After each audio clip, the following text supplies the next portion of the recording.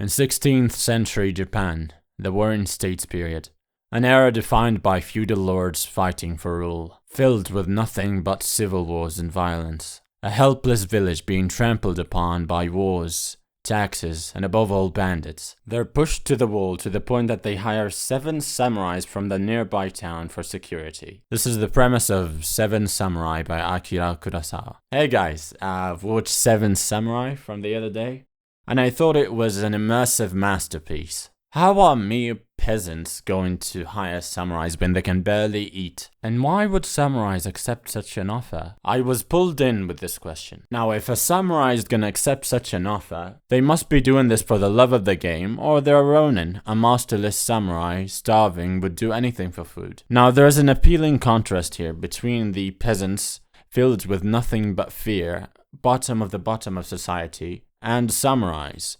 Maybe they've declined a bit in status, but they're still very prideful. Now let's talk about the characteristics of our samurais, some of which are very serious, some are just tagging along with the journey, and some are vagabonds just roaming around the area. We are being pulled to get to know why these samurais are tagging along with this, and how are they gonna handle being outnumbered by bandits. Leaving that aside, the movie was planned with 6 samurais only, which would have been too dark for me without the character of Kikuchiyo. He is the light-hearted touch of the movie, and it definitely added so much for me. In the beginning, he's just an egotistical smug with nothing to show, but he grows on you. We have 2 sides here, the samurai and the peasants. Each of them is facing a challenge. The peasants are always at the mercy of others, and when they're working with samurais, they always feel being taken advantage of. I mean, they've been plundered throughout their life. What can you blame them? And samurais are being faced with the results of their actions upon the peasants. Throughout their lives, they are one of the people that have been trampling upon the peasants, taking their lands, and fighting on the peasants' lands. Both sides need to get over this wall if they want to fight together. Okay, now why is this movie an emergent masterpiece? To me, it's about Akira's direction style. It's filled with immersion shots that's kind of walking you through the environment, sometimes with characters, sometimes with just backgrounds. These kinds of shots give you a breath of air to look around, see what the character's point of view look like. What would it be like for you if you've been there? These shots have a great role for making you forget your surroundings, forget that this is a very long movie, and just live it. And speaking of that, it's a 3.5-hour long movie. Yes, it's very long, but it didn't feel like it for me. What can I say?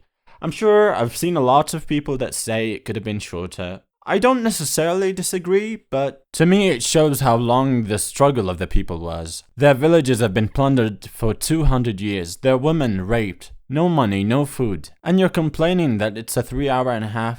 Come on. Could we just stop thinking how long a movie is and just live in it? I mean, why do we watch movies? Do we watch it just for entertainment? Which is fine. Do we watch it for educational purposes? Could be. Everyone has their own reasons. Just live in the movie, live in entertainment, and don't think about the time. We do this for fun. Now, if it was boring, that's another case.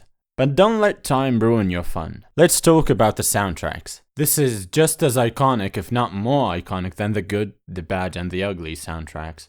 Just listen to Kikuchiyo's Mambo. It's a classical epic piece composed with Japanese traditional elements and also Western influences. Fumio Hayasaka did a great job fitting the music with the cruelty of the times and the cruelty of the story. And speaking of that, the black and white colors only add to the darkness of the times. The movie talks about social topics ahead of its time, like misogyny. I don't want to get more into that since this is kind of a recommendation video. So yeah. By the way, fun fact. This was made right after the American forces left Japan. Otherwise, this wouldn't have been allowed. Thanks for Akira Kurosawa for this movie and everyone responsible. I think I've just become a new fan. And I will be watching Drunken Angel next. Have the best day, everyone.